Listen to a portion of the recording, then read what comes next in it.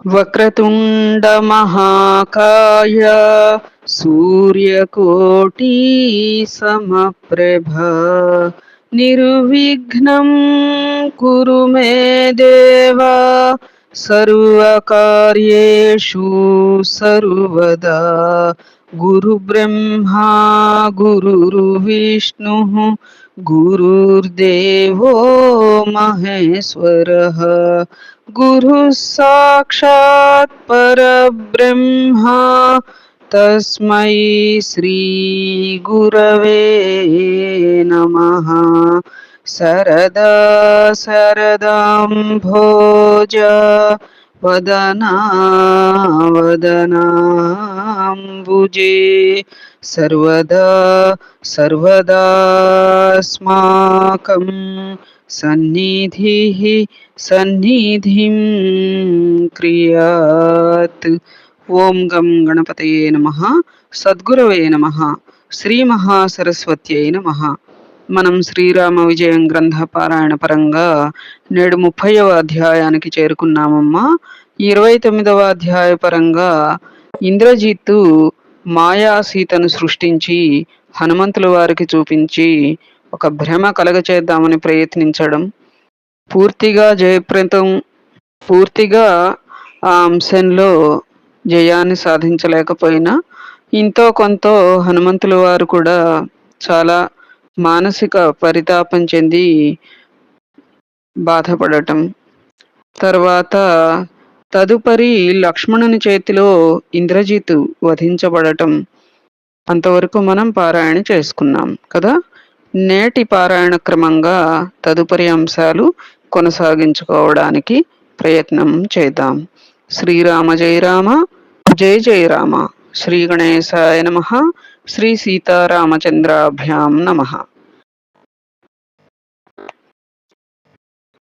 సూర్యకుల భూషణుడు, విరించి జనకుడు, పద్మలోచనుడు, ఈశ్వరుని సదా హృదయాన వసించేవాడు, దశకంఠుని మదమణచినవాడు, సచిదానందుడు, రఘుకుల కమల దివాకరుడు, అజేయుడు, మాయారణ్యానికి అగ్ని వంటివాడు, భక్త హృదయాబ్జ భ్రమరము, లీలావతారుడు, షడ్గుణైశ్వర్య సంపన్నుడు, శ్రీ కీర్తి విజ్ఞాన ఔదార్య వైరాగ్య పరిపూర్ణుడు, సత్యజ్ఞాన శాశ్వతుడు, నిర్వికల్పుడు, అనంతుడు, హేతువాదానికి దృష్టాంతాలకు అతీతుడు, భవగజాలను మట్టుపెట్టే మృగేంద్రుడు, మోక్షఫలప్రదాత, తాటకను అంతమొందించిన వాడు, సురపాలకుడు, జగద్గురువు అయిన రఘునాథుడు, రాక్షసులను వధించడానికి త్రికూట పర్వతానికి విచేసినాడు. తదుపరి అంశం సులోచన విలాపం. గత అధ్యాయంలో కథననుసరించి గుణసింధువు రాముని తమ్ముడైన లక్ష్మణుడు ఇంద్రజిత్తును వధించగా శిరస్సును వృషభుడు త్రికూటాచలానికి తీసుకుని వెళ్ళాడు. ఆ శరీరానికి పట్టిన గతి విచిత్రమైనది. మొండెము యుద్ధభూమిలో ఉండిపోగా భుజాలు లంకలో పడి బంతివలే ఎగిరి నికుంభిల దుర్గంలో పడినాయి. భుజదండం సులోచన భవన ప్రాంగణంలో పడిన సమయంలో ఆమె చెలులతో కలిసి తన మందిరంలో ఆనందంగా కూర్చుని ఉంది. సులోచన అసాధారణ సౌందర్యవతి, ఆదిశేషుని కుమార్తె, పైగా రావణుని పెద్ద కోడలు, ఇంద్రజిత్తు భార్య, రాక్షసులకు రాణి. ఆమె అందం చూచి దేవతలు కూడా సిగ్గుపడేవారు. దేవతలు, గంధర్వరాజ కుమార్తెలు ఆమెకు అహోరాత్రాలు సేవ చేస్తుంటారు. దేవేంద్రుని సతి కూడా ఈమెకు సరిపోలదు. ఆమె శరీరం నుండి వచ్చే పరిమళం ఒక క్రోసెడు దూరం విస్తరిస్తుంది. మదనుని భార్య కూడా ఈమెకు సరిరాదు. నిషధరాజపుత్రి దమయంతి పరమ సౌందర్యవతి అని చతురులైన కవులు నానా విధాలుగా వర్ణించారు. కానీ ఆమె కూడా సులోచన సౌందర్యానికి సాటిరాదు. ఆమె శరీర కాంతులతో ఆభరణాలన్నీ దివ్య రత్నాల వలె అత్యంత శోభాయమానంగా వెలిగిపోతూ ఉంటాయి. కిన్నర కన్యలు మధుర స్వరాలతో ఆమె చెంత గానం చేస్తూ ఉంటారు. ఒక చెలికత్తె అలంకరిస్తూ ఉండగా మరొకత చామరం వీస్తుంది. ఇంకొకత నానా రకాల సంభాషణలతో ఆమె మనస్సు రంజిల్ల చేస్తుంటుంది. అటువంటి ఆనంద సదనంలో అమృతంలో విషం పడ్డట్లుగా ప్రాంగణంలో బలమైన ఆ భుజదండం నేలపై పడగానే ఆ శబ్దానికి ఉలిక్కిపడి ఏం జరిగిందో చూడటానికి ఒక చెలికత్తె పరుగున బయటకు వచ్చింది. పిడికిలి బిగించి ఉన్న తన యజమాని భుజదండాన్ని చూచి భయ విహ్వలయ్యి ఈ సంగతి ఎలా చెప్పాలా అన్న సంకటంలో పడింది. చివరకు సఖీ, నేడు ఒక విచిత్రం జరిగింది. ఒక మహావీరుని భుజదండం ఆకాశ మార్గాన వచ్చి మన ప్రాంగణంలో పడింది అని చెప్పగా సులోచన మనస్సు కలవరపడింది. వెంటనే రత్నపాదుకలు ధరించి మెరుపు వేగంతో పెరటిలోకి వచ్చి చూడగా శరీరమంతా వికలమై ముఖమంతా పాలిపోయి కళ్ళు చెమ్మగిల్లి నిశ్చేష్టితయై నోట్లో ఉన్న తాంబూలాన్ని ఉమ్మేసి సఖులతో, ఈరోజు సీత కోసం త్రికూట పర్వతాన విడిది చేసిన అయోధ్యానాథునితో యుద్ధం చేయడానికి నా ప్రాణేశ్వరుడు వెళ్ళాడు అంటూ భుజదండాన్ని సమీపించగా అది తన ప్రాణనాథుని హస్తమని గుర్తించింది. 5 వేళ్లు ముద్రికలతో అలరారుతుండగా వీర కంకణం మణికట్టుపై దివ్యంగా మెరుస్తున్నది. ముంజేతి పైభాగంలో కీర్తి పతాకాలు దేదీప్యమానంగా ప్రకాశిస్తున్నాయి. ఆ దండాన్ని చూచి సులోచన, ఈ రోజు నా జీవిత నావ మునిగిపోయింది అంటూ చేతితో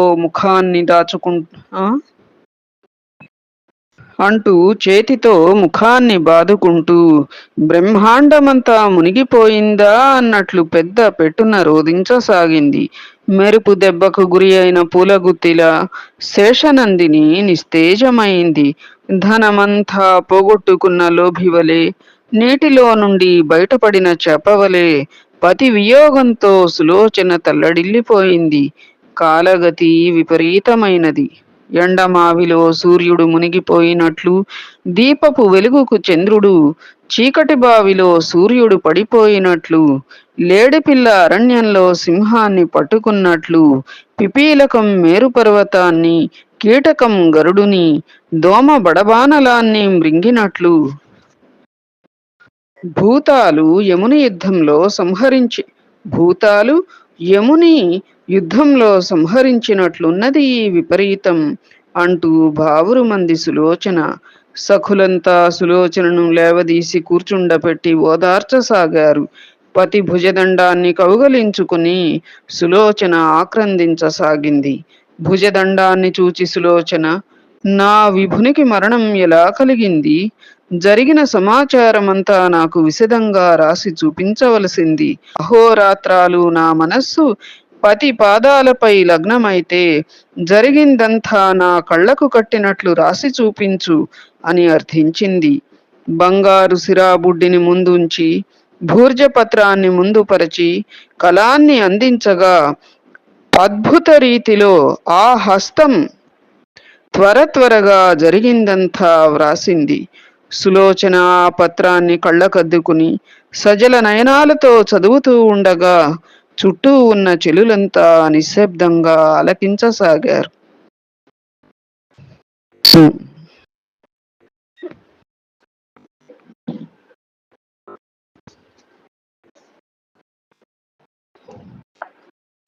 ఓ శేషకన్య, సుకుమారి, చెంపక కళిక, నా మానస సరోవర రాజహంస, ప్రాణేశ్వరి సులోచన వినుము. విజయం సాధించాలన్న ఆశతో నేను రహస్య ప్రదేశంలో యజ్ఞం చేస్తూ ఉండగా అగ్నిలోండి అందమైన దివ్యరథం వెలువడింది. ఫలితం పొందబోయేంతలో శత్రువులు వచ్చి బండరాళ్లు వేసి ఆరాధ్య దేవతను కించపరిచారు.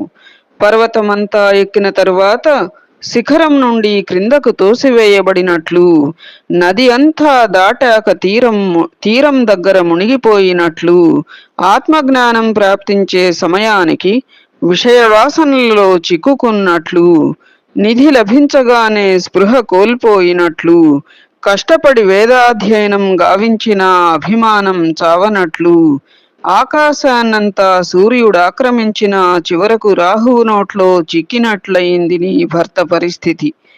ప్రారబ్ధ బలం చాలనందువలన శత్రువులు జయించారు. కల్పాంతంలో కూడా జరగబోయేదాన్ని ఎవ్వరూ తప్పించలేరు.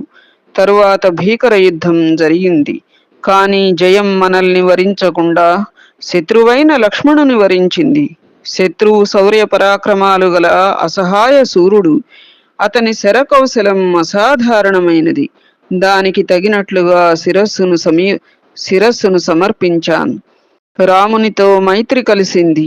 విభీషణుడు దేహంపై ఆశతో భయపడి రాముని శరణుజొచ్చాడు. నేను దేహత్రయాన్ని విసర్జించి సీతాపతి మైత్రి సలిపాను. సౌమిత్రి మహా తపస్వి, పరమ పవిత్రుడు.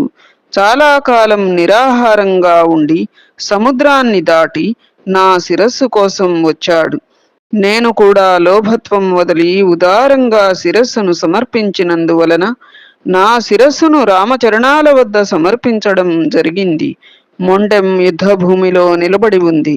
శిరస్సు శ్రీరాముని చూడటానికి వెళ్ళింది. మాయానదిని దాటటం దుర్లభం. నేను ఆవలి ఒడ్డున నీ కోసం ఎదురు చూస్తూ ఉంటాను. ఓ ప్రాణప్రియ, నీకీ విషయాలు వివరించడానికి భుజదండాన్ని ఇక్కడకు పంపాను. త్వరగా రా. ఆ పత్రాన్ని చదివి శేషకుమారి నేలపై పడి అమితంగా దుఃఖించింది. సాయిరాం. నేడు బలార్ణవం శోషించింది.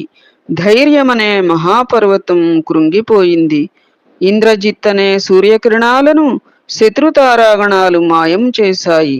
రణసరోవరంలో శత్రుకమలాలను ఏనుగువలే ఛేదించి నిన్ను ఈనాడు సౌమిత్రి అనే సింహం ముక్తుని చేసింది.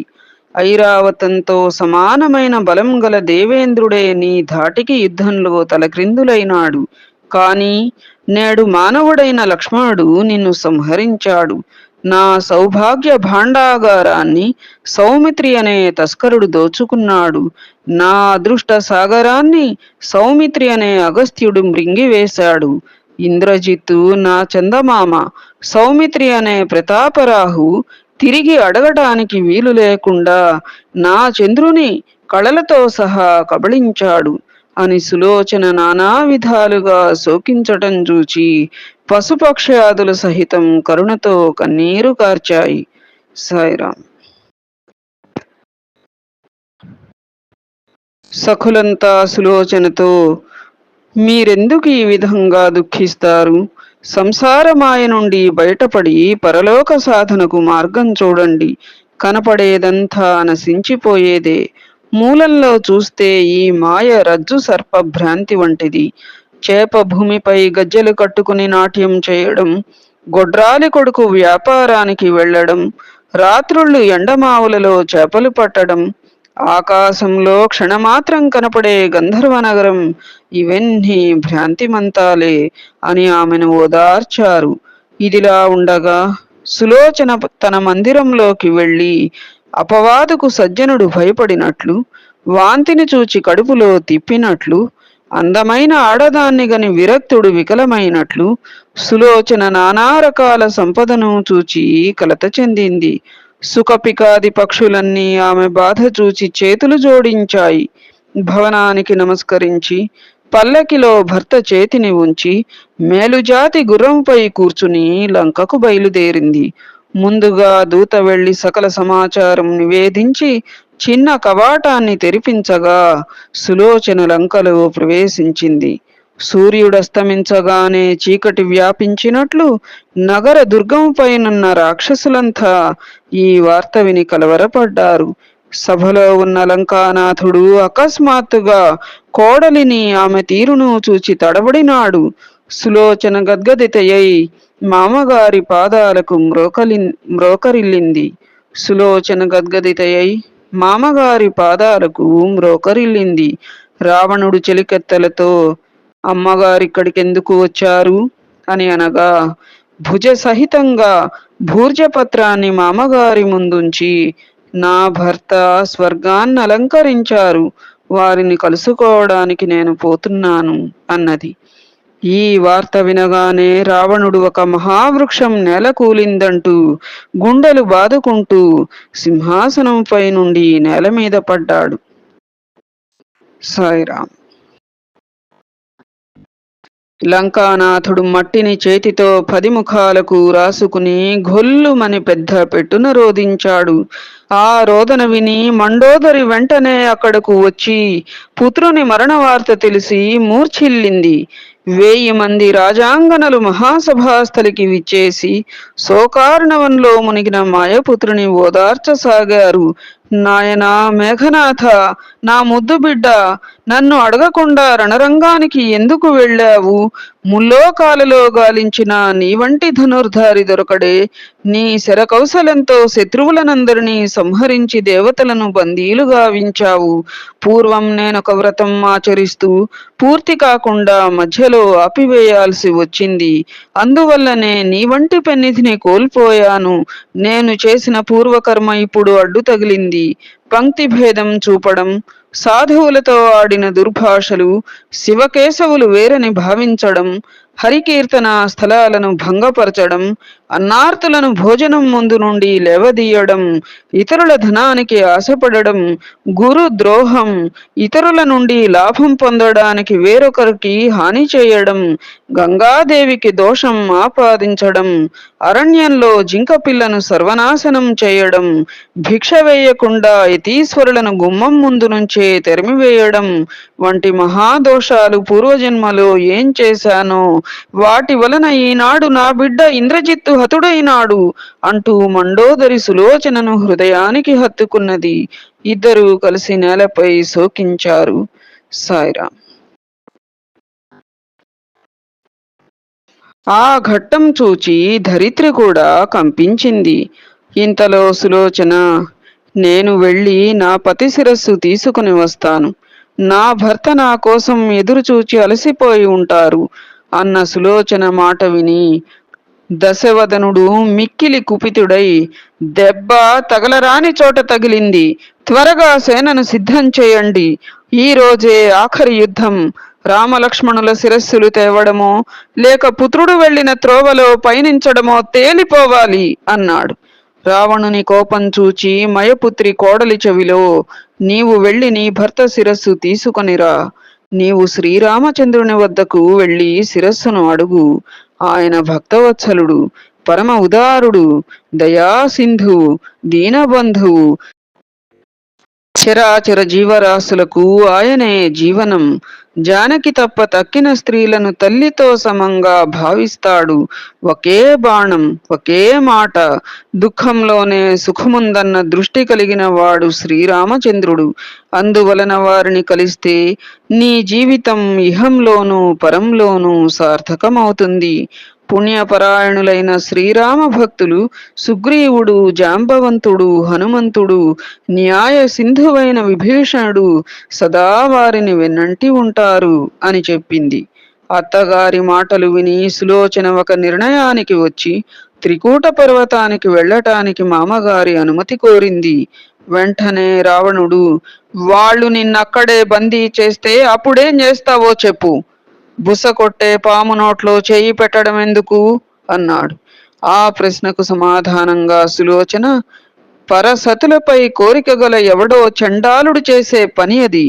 అది ఎట్లా తిట్టిందో చూసారా? ఇండైరెక్ట్ గా రావణాసురుణ్ణే తిట్టింది కదా. పరసతులపై కోరిక గల ఎవడో చండాలుడు చేసే పని అది. అటువంటి అరాచకం చేస్తే వారి వంశం దగ్ధమైపోతుంది. పతివ్రతను అభిలషించి ఎవరు సుఖంగా ఉన్నారో చెప్పండి అని అడిగింది. ఆ మాటలు విని రావణుడు అధోవదనుడై, అలాగైతే తప్పక వెళ్ళు. అక్కడ వాళ్ళు నీకైదైనా అపకారం చేస్తే శత్రు సమూహాన్ని భస్మం చేస్తాను అన్నాడు. శేషతనయ, మంచిది అని వెంటనే బృహస్పతి వంటి పండితులతో, వందిమాగధులతో, 500 మంది దాసీలతో గుర్రంపై బయలుదేరింది. సంసారమాయకు అతీతంగా మహాత్ములు ఆత్మస్వరూపంలో లీనమవుతారు. ఆ విధంగా సులోచన లంక నుండి శ్రీరామచంద్రుని శరణు వేడటానికి వెళ్ళింది. అమిత వేగంగా శ్రీరామ సభ వద్దకు వెళ్ళి పుణ్యగంగ అయిన సులోచన ఆ కృపాసాగరుని కలిసింది. సాధువుల గృహాలకు విశ్రాంతి కోసం శాంతం విచ్చేసినట్లు పుణ్యవతి సులోచన సీతాపతి చెంత చేరింది. ఆ సమయంలో మహావృక్షాలచే చుట్టబడిన కనకాద్రిలా వానరులచే పరివేష్టించబడిన రాఘవుడు కోటి మదనులైన సాటిరాని సౌందర్యవతి సులోచన ఆగమనాన్ని గమనించాడు. వానరులంతా యంత్రాల వలె రఘురాముని చుట్టూ చేతులు జోడించుకుని తిరగసాగారు. వానరుల మధ్యలో ఉన్న పవిత్ర మూర్తి అయిన రఘురాముడు పీఠంపై ప్రకాశవంతంగా విరాజిల్లాడు. తదుపరి అంశం సులోచన శ్రీరాముని దర్శించటం. గుర్రంపై నుండి క్రిందకు దిగి మనస్సులో శంకరుని స్మరిస్తూ విఘ్నురాలైన సులోచన హంసగమనంతో సాగింది. ఇంతలో ఒక వానరుడు పరుగున వచ్చి ఆనందంగా రావణుడు భయపడి సీతాసతిని పంపించాడు అని శ్రీరామునికి చెప్పాడు. అంటే ఆవిడ సీతాదేవంతో సమానంగా ఉందన్నమాట ఆ సులోచన. బదులుగా కోదండపాణి అయిన రఘువీరుడు రావణుడు యుద్ధంలో నేలకూలేదాకా సీతాదేవి మీ కంట పడదు అని తెలిపాడు. శేషకుమారి దగ్గరకు రాగానే రఘునందనుడు విభీషణుని పరికించగా ఆయన కళ్ళ నిండా నీళ్లతో గద్గద కంఠుడై జగద్వంద్య రాజీవనేత్ర, ఇంద్రజిత్తు సతీమణి అయిన ఈమె పరమ పవిత్రురాలు. ఈమె నామం జపిస్తేనే చాలు సకల పాపాలు పటాపంచలమవుతాయి. విధి బలీయమైనది. ఇంతవరకు ఎండపొడ ఎరుగని సుకుమారి ఈనాడు తన భర్త శిరస్సుకై పరుగున వచ్చింది అని తెలిపాడు. సాయిరా. సులోచన శ్రీరాముని దగ్గరకు వచ్చి రఘురాముని తదేకంగా చూచి జయ జయ ధ్వానాలతో రాఘవుని చరణాలకు మ్రోకరిల్లింది. ఎవరి పాదధూళి వలన అహల్య ఉద్ధరించబడిందో అట్టి శ్రీరామచరణ కమలాలపై ఆదిశేషుని కుమార్తె అయిన సులోచన భ్రమరంలా వాలిపోయింది. దరిద్రునికి ధనం దొరికినట్లు, పుట్టుగుడ్డుకి చూపు వచ్చినట్లు, వాన కురవడం చూచి నెమలి నాట్యం చేసినట్లు, వరదలో కొట్టుకొని పోతున్నప్పుడు ప్రాణసఖుడు పట్టుకొని హృదయానికి హత్తుకున్నట్లు, యోగి తన మనస్సును నియంత్రించి సమాధి స్థితి పొందినట్లు శ్రీరామచంద్రుని గాంచి సులోచన చిత్త చకోరం ఉల్లాసమైంది. రఘునాథ సూర్యుని ముందు సులోచన కమలమైంది. సంసార తాపంతో తపించిన సులోచన శ్రీరాముని పాదాలను దృఢంగా పట్టుకుంది. అక్కడి నుండి లేవడానికి మనస్సు ఇష్టపడడం లేదు. ఈ ఆనందాన్ని మించి కళ్ళారా చూసేదేముంటుంది అని అనుకుంటూ సులోచన రామపాదాలపై నుండి తల ఎత్తలేదు.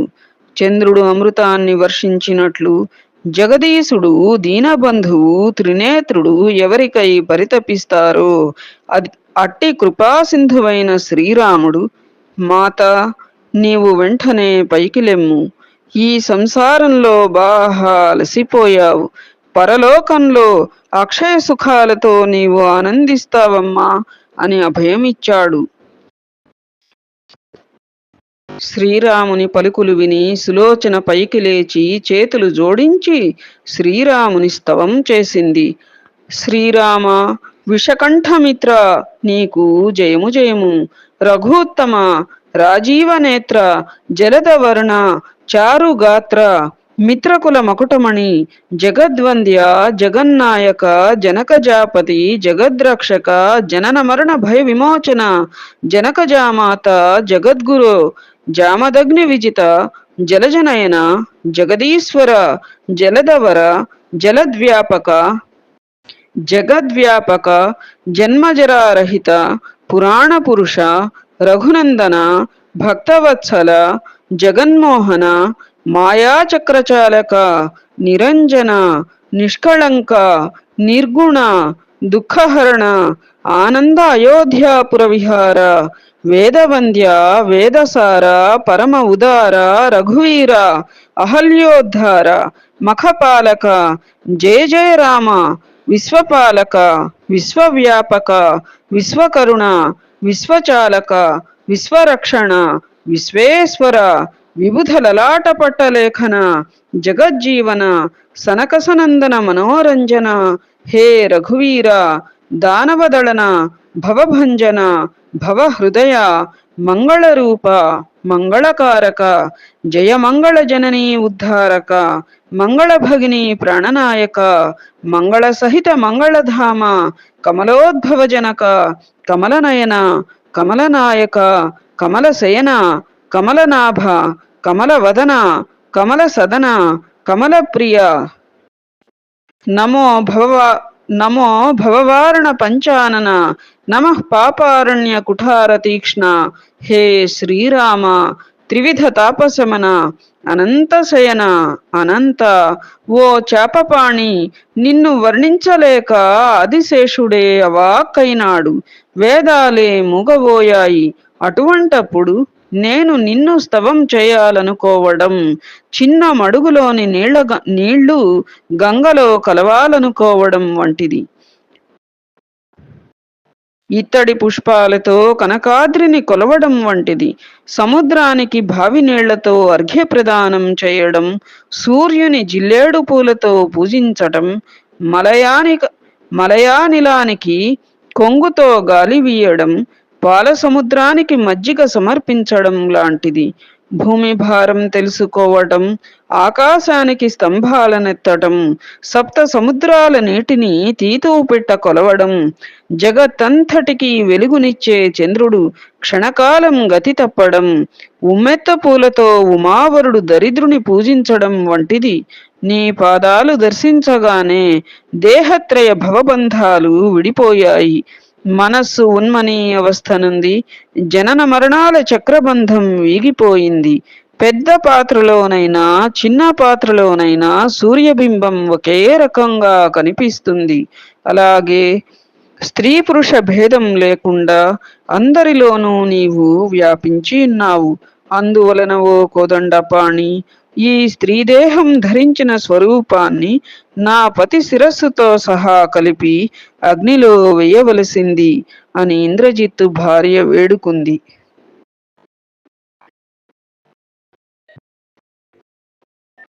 నీవు అయోధ్యాధీసుడవు, నేను చేతక పక్షిని, నీవు మేఘానివి, కృపాకటాక్షాన్ని వర్షించు.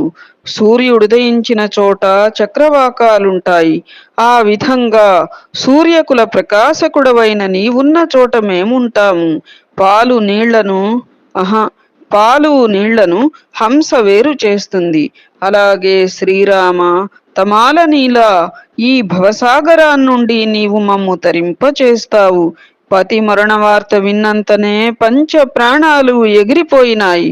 కాని నా పతి శిరస్సు కారణంగా ఓ రామా నీ పాదాలను ఆశ్రయించాను. ఓ రఘునాథ నీవు చిత్త శోధకుడవు, అందరి మనోగతాలు తెలిసినవాడవు అన్న సులోచన మాటలు విని జగన్నాయకుడైన రఘురాముడు స్తబ్దుడైనాడు. ఆదిశేషుని తపస్సు ధన్యమైంది. ఆ భోగీంద్రుని గర్భాన కన్యారత్నం జన్మించింది. సులోచన తెలివితేటలు చూచి వానరులంతా గౌరవాదరాలతో తలవంచుకున్నారు. సుగ్రీవుడు శ్రీరామునితో ఈమెకు శిరస్సు ఇవ్వమని చెప్పవలసింది అని ఆనతినిచ్చాడు. జాంబవంతుడు ఈమె పుణ్యఖని అన్నాడు. అంగదుడు ఈ పతివ్రత జీవితం ధన్యమైనదన్నాడు. ఈమె నామం స్మరిస్తే పాపాలు పూర్తిగా నశించిపోతాయి. ఈమెకు సాయుధ్యముక్తితో కూడా పతి శిరస్సునిచ్చి పంపవలసింది అని ప్రార్థించాడు మారుతి. ఆ పైన జనకజామాత దశకంఠుని కోడలైన సులోచనతో మేము నీ భర్త శిరస్సును ఇక్కడకు తెచ్చామన్న వార్త నీకెలా తెలిసింది అని అడిగాడు. నా భర్త రాసిన జాబు అంటూ భూర్జపత్రాన్ని తెచ్చి చూపించగా కౌసల్యాసుతుడు అచ్చెరువొందాడు. వానరులంతా ఇది మాకు నిజమనిపించడం లేదు. నిర్జీవహస్తం జాబ్ ఎలా రాయగలదు? దీన్ని మేము నమ్మాలంటే ఇప్పుడు నీ భర్త శిరస్సుచే నవ్వించు అని అడిగారు. ఈమె మహిమ చాలా గొప్పది. ఈమె ఏదైనా చేయగలదు. లేదని నిర్ణయించలేం అని శ్రీరాముడు పలుకగా సుగ్రీవుడు వృషభుని చేతుల మీదుగా ఇంద్రజిత్తు శిరస్సును తెప్పించాడు. ఆ తల అతి విశాలంగా నుదుట కుంకుమతో భయంకరంగా ఉంది. నాలుక నోటి బయట వ్రేలాడుతున్నది. కుడి కన్ను మూసుకుని ఉంది. జుట్టు పట్టుకొని తలను తెచ్చి వృషభుడు ఎదురుగా పెట్టాడు. సులోచన దానిని హృదయానికి హత్తుకొని ఆలింగనం చేసుకుంది. ఆమె వెక్కి వెక్కి ఏడుస్తూ, ముల్లోకాలను జయించిన ఇంద్రజిత్తు శిరస్సు నేడిక్కడ పడి ఉంది. కర్మగతి ఎంత విచిత్రమైనది. నేల మీద ఉత్తరీయాన్ని పరిచి దానిపై శిరస్సు ఉంచింది.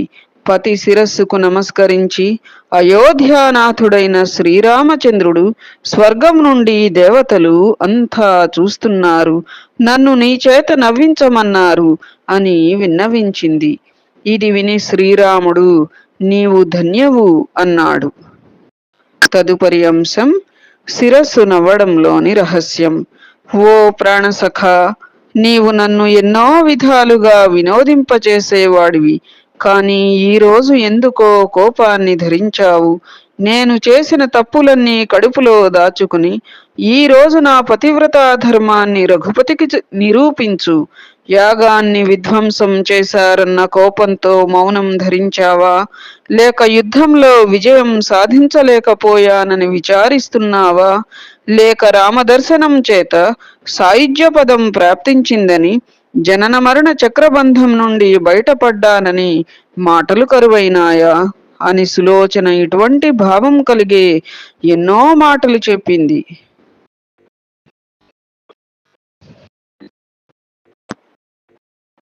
నవ్వించడానికి సులోచన కొంచెం హాస్యంగా కూడా మాట్లాడింది. శూర్పణఖ నీ మేనత్త. మొదట్లో లక్ష్మణుడు ఆమె ముక్కు చెవులు కోసి ఎంతో ఆదరించాడు.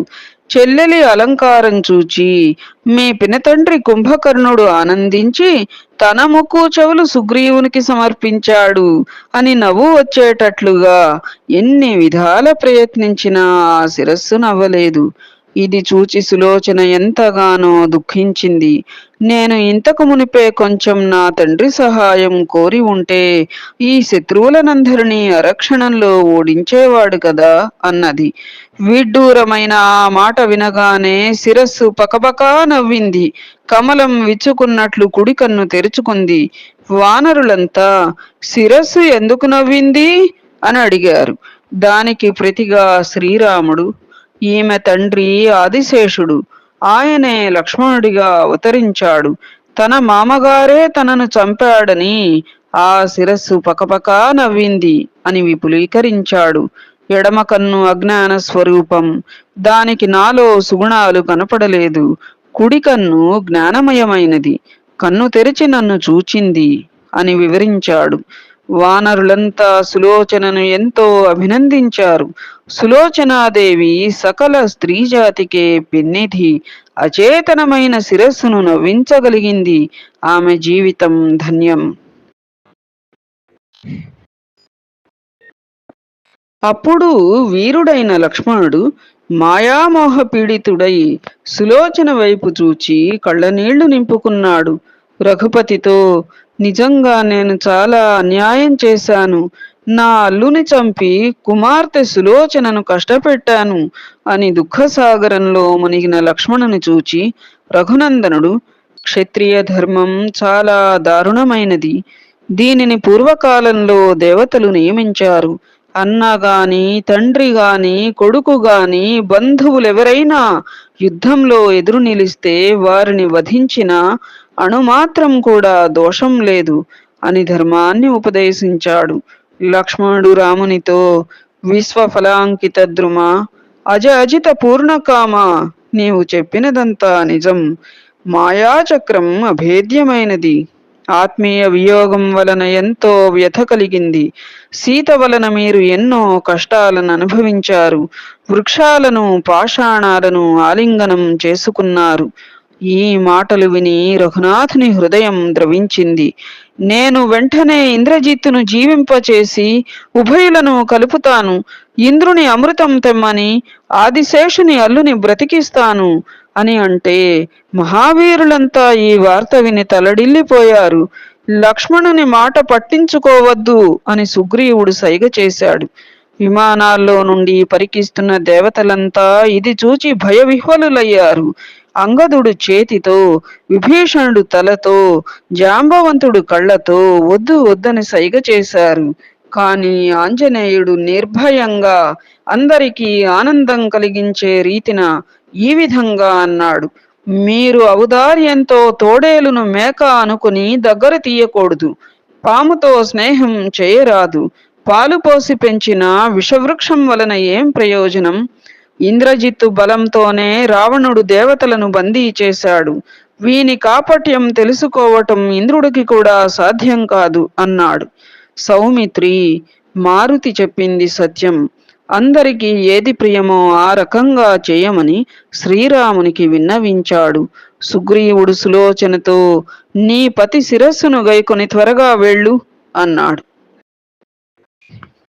తదుపరి అంశం సులోచన సతీ సహగమనం. ఆ మాటలకు కొంచెం నిరాశపడి సులోచన, రాముని దృష్టి తగిలితేనే చాలు, అంతా చక్కబడుతుంది అని పతి శిరస్సును రాముని పాదాల చెంత ఉంచింది. రఘువీరునికి ప్రదక్షిణం చేసి నమస్కరించి చేతులు జోడించి, ఆదిపురుష, వైకుంఠనాయక, మత్స్యరూప, వేదోద్ధారక, కూర్మరూప, సృష్టిపాలక, ఆది వరాహ స్వరూపడు నీవు. నీవే స్తంభం నుండి ఉద్భవించిన నరహరివి, వామన రూపుడవు, మధుకైట భారివి. 21 దండెత్తి భూమిపై క్షత్రియులు లేకుండా చేసినది నీవే. అటువంటి ఓ రఘునాథ, కౌసల్యాత్మజ, జనకజామాత, తల్లి తండ్రి సకల బంధువులు నీవే. నీవు జగద్వంద్యుడవు, మదన శత్రు హృదయారామ, శ్రీరామ, దీనబంధు, సర్వోత్తమ, పూర్ణ బ్రహ్మ, జగద్గురో. ఈ రోజు నుండి లంకపైకి వానరులు దండెత్తకూడదు. నేను అగ్ని ప్రవేశం చేసేటప్పుడు ఎవ్వరూ విఘ్నం కలిగించకూడదు అన్నది. అలాగే అని రఘురాముడు సులోచన తలపై చెయ్యి ఉంచి అభయమిచ్చాడు. సులోచన పదే పదే రాఘవునికి నమస్కరించి హృదయంలో రఘునందనుని రూపం ముద్రించుకుని జయహో రామ అంటూ శిరస్సు గైకొని బయలుదేరింది. యుద్ధభూమికి వచ్చి భయంకరమైన ఆ శరీరాన్ని సముద్ర తీరంలో ఏర్పాటు చేసినటువంటి విశాలమైన చితిపై ఉంచింది. ఆ సమయంలో రావణ మండోదరులు పరివారంతో సహా అక్కడకు వచ్చారు. ఆ సన్నివేశాన్ని దేవతలంతా కుతూహలంగా పరికించసాగారు.